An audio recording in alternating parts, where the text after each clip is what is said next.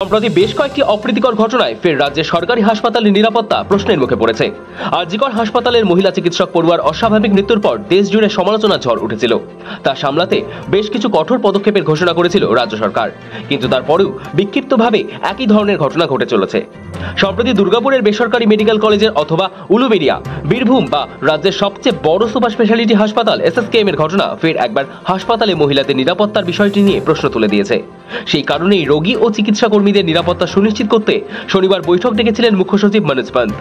আর সেই বৈঠকে তার আশঙ্কা ও উদ্বেগের কথা জানান মুখ্যমন্ত্রী মমতা বন্দ্যোপাধ্যায়। স্বাস্থ্য দপ্তর মুখ্যমন্ত্রীর অধীনে রয়েছে। সরকারি হাসপাতালে ভালো মন্দ কিছু ঘটলে তার দায় তার উপরে এসে পড়ার কথা। মমতার উদ্বেগ, চক্রান্ত করে কিছু ঘটানো হচ্ছে না তো? উৎসবের আমেজ কাটিয়ে এখনো পুরোদস্তুর কাজের ছন্দে ফেরেনি রাজ্যের প্রধান প্রশাসনিক দফতর নবান্ন। তবে এরই মধ্যে সরকারি হাসপাতালের নিরাপত্তা পরিস্থিতি নিয়ে বৈঠক ডাকা হয়। ওই বৈঠকে ছিলেন স্বাস্থ্য দপ্তরের উচ্চপদস্থ আধিকারিকেরা। ভার্চুয়ালি ছিলেন বিভিন্ন জেলার জেলাশাসক, পুলিশ সুপার এবং সিএমওএইচরাও। সূত্রের খবর, নবান্নে এই বৈঠকে ভার্চুয়ালি উপস্থিত হয়ে আশঙ্কা প্রকাশ করার পাশাপাশি বেশ কিছু নির্দেশও দেন মুখ্যমন্ত্রী। 1. বিভিন্ন হাসপাতালে চিকিৎসক, স্বাস্থ্যকর্মী এবং রোগীদের নিরাপত্তা সুনিশ্চিত করতে হবে। 2. হাসপাতালের ভিতরে এবং বাইরে নজরদারি বাড়াতে হবে। 3. হাসপাতাল ক্যাম্পাসে নিরাপত্তা বাড়াতে হবে। 4.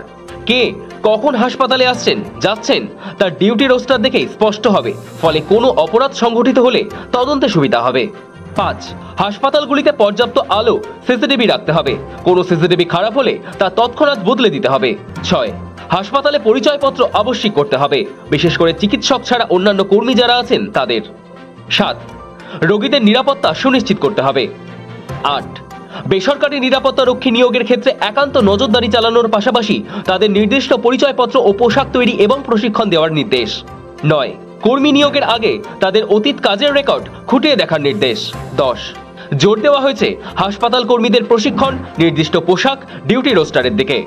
এসএসকেএম এবং উলুবেড়িয়ার হাসপাতালে নাবালিকাকে ধর্ষণ থেকে নার্সকে হুমকি, মারধরের মতো একাধিক অভিযোগে নতুন করে সরগরম হয়ে উঠেছে রাজ্য। দিন কয়েক আগে দুর্গাপুরের বেসরকারি হাসপাতালে ডাক্তারি পড়ুয়াকে গণধর্ষণের গুঞ্জন ঘিরেও বেশ শোরগোল হয়ে পড়েছিল। পরে অবশ্য জানা যায় তা গণধর্ষণ নয়, ধর্ষণের ঘটনা। এসবের পর ফের রাজ্যের হাসপাতালগুলির নিরাপত্তা নিয়ে প্রশ্ন উঠতে শুরু করেছে। শনিবারের বৈঠকে সেই ঘটনাগুলির প্রসঙ্গ ওঠে বলে জানা গিয়েছে। এসএসকেএম হাসপাতালে ঘটে যাওয়া শ্লীলতাহানির ঘটনায় হাসপাতালের অধ্যক্ষ অ্যাকশন টেকেন রিপোর্ট জমা দিয়েছেন বলে জানা গিয়েছে। কিভাবে এক হাসপাতালের অস্থায়ী কর্মী অন্য হাসপাতালে চলে এলো তাও জানতে চেয়েছেন মুখ্যমন্ত্রী।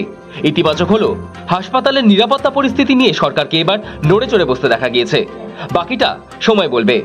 সৌভিক সান্যালের রিপোর্ট, সময়, কলকাতা।